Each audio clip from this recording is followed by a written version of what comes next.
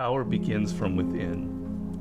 If you're aware of who you are, if you're aware of what you're good at, what you're not good at, if you're able to see how emotions kind of govern your life, if you can learn what your weaknesses are and how to control them, you can't ever get complete control, but awareness is almost enough. Slowly through this process of knowing who you are and understanding other people and how they operate so you don't make stupid mistakes in life, you can increase that little tiny margin more and more and more, and you will be a person of power. Law number 1 in the 48 Laws of Power is called never outshine the master. And almost every single person in the world has violated that law, myself included.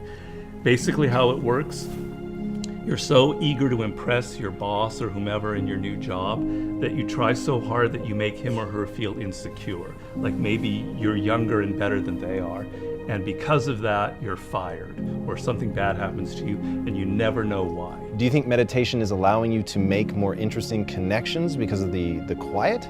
Yes, I mean, I'm not going to go too deeply into this. It's a theory of creativity that's not my own, but that I use a lot in Mastery. And basically the idea is that ideas are generated in the unconscious. They're not generated consciously. Your conscious mind is very limited what you can hold in your memory. Right. But unconsciously, in your subconscious, when you're asleep, when you're dreaming, the mind is filled with thousands upon thousands of ideas and things that are there, that are lingering there. And connections are being made all of the time. And occasionally those connections float up to your conscious mind and you have a brilliant idea about how to do something. 1 out of 10 people are like great manipulators. And there just takes one person and they can ruin your life. We were born with this natural talent. Every single person is born with this talent for getting inside the minds of other people. It's something that you're not even aware of. How do they need to conceive of that? To what end are they using that skill to make their own dreams come true? First thing is, you're not aware of this power that you have.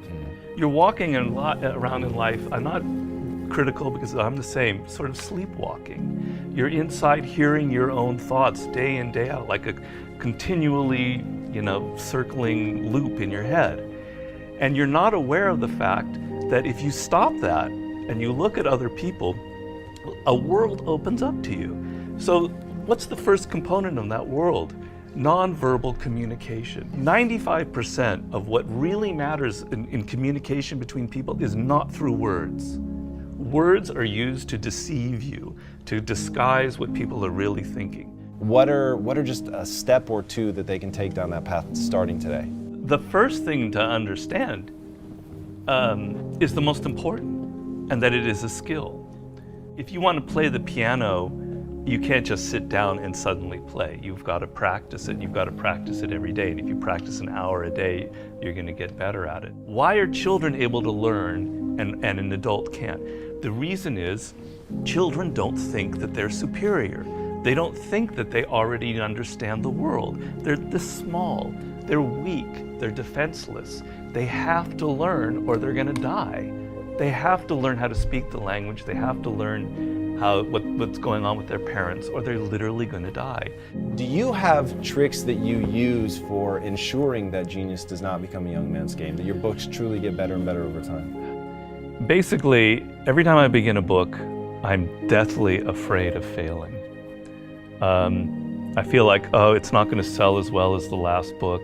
I'm losing it. I got to go back to square one. Each project, each thing that you do in life, you have to kind of create that feeling in the gut like, I don't know if I'm going to be able to pull it off. I don't know if I can go 12 rounds with Floyd Mayweather this time. I don't know it. The secret really to success in life, I have to say, is retaining, I talk about this in Mastery, is retaining your childlike qualities. If you're completely a child, that's not going to work. Negative capability is rule number 1 for being a creative person. And if you don't follow anything else in Mastery, that would be enough.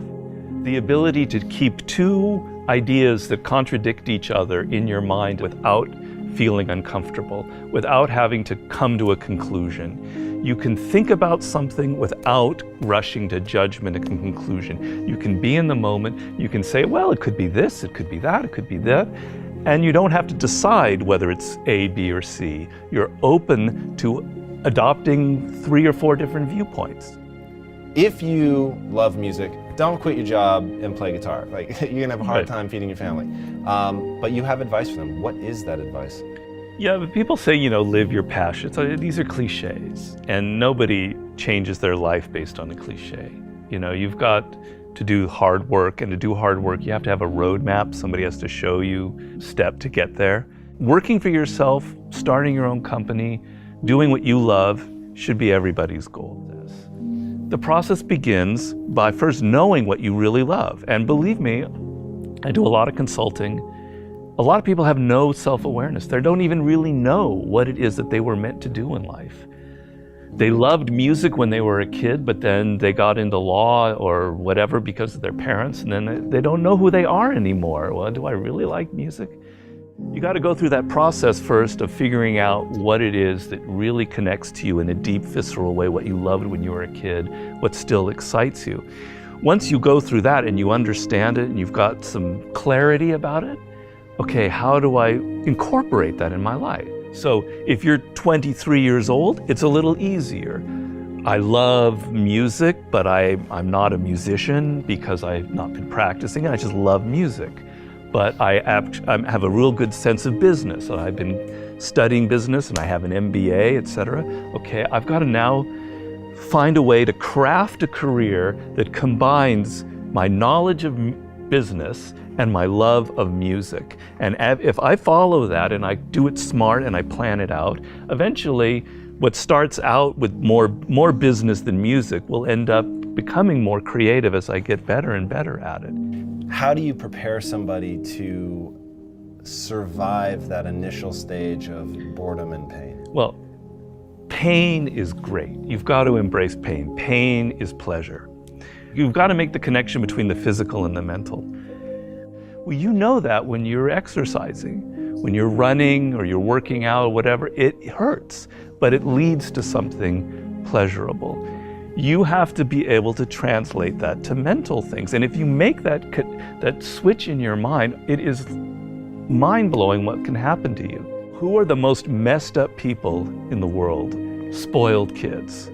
Kids who are given everything, who have a rich father or mother and they don't have to work or try. They are the most messed up people you'll ever meet. Each person, I make this point in Mastery, is born unique. And it's kind of one of those cliches. Yeah. But there's science to it. The science is your DNA will never be repeated. The way your brain is wired will never be repeated. Your experiences in life, you're one of a kind. And it's an amazing thought if you think about it. Of all of the billions of humans that have lived and will ever live, there will never be anybody who is wired like you are wired. And the problem in life is as you get older, you can become more and more like other people. You spend a lot of your time thinking about what other people like, and you're not aware of what you like. You go into careers because you listen to other people. If you look at all of the brilliant people who've succeeded in life, if you look at a Steve Jobs, you look at an Elon Musk, etc., there's nobody else out there like them. You're never going to be able to pinpoint one other person like them. They are completely unique, and those are the people that end up having power in the world. So if you're going to be able to create that website, that blog, that whatever it is, that startup that is different, that has its own niche and reflects you, something good will happen from it. Control people's perceptions of reality and you control them. It's a great military strategy. Comes from the great Colonel Boyd, who invented what's known as the OODA loop. And he came up with the OODA loop, which means orientation, observation, decision, action. You have to observe what is happening, orient yourself into the context of it, decide what you need to do, and act.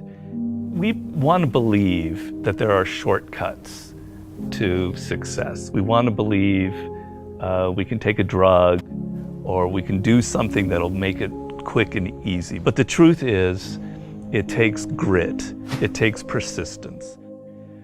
So it's hard to understand what could happen to you in 10 years in a visceral gut way of what it means to have failed in life.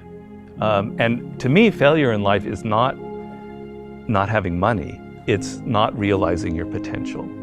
You're 60 years old and you said, I could have been this, and I never did it. That's like the worst thought I think anybody can have. And you don't think about it in the moment because your life is okay, but you've got to wake up and understand that there's an urgency here, and that if you're not practicing something now, if you're not aware, if you don't have a path towards something better, you're rotting on the vine, and that day of reckoning will come at some point, and it will be painful. You're not going to feel it suddenly, it'll be slow, but it'll come and it won't be good.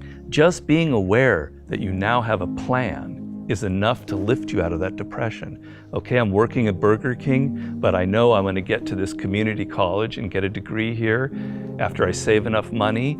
Having a goal is like, will change you completely from being depressed or not taking care of yourself to being energized and moving in the right direction.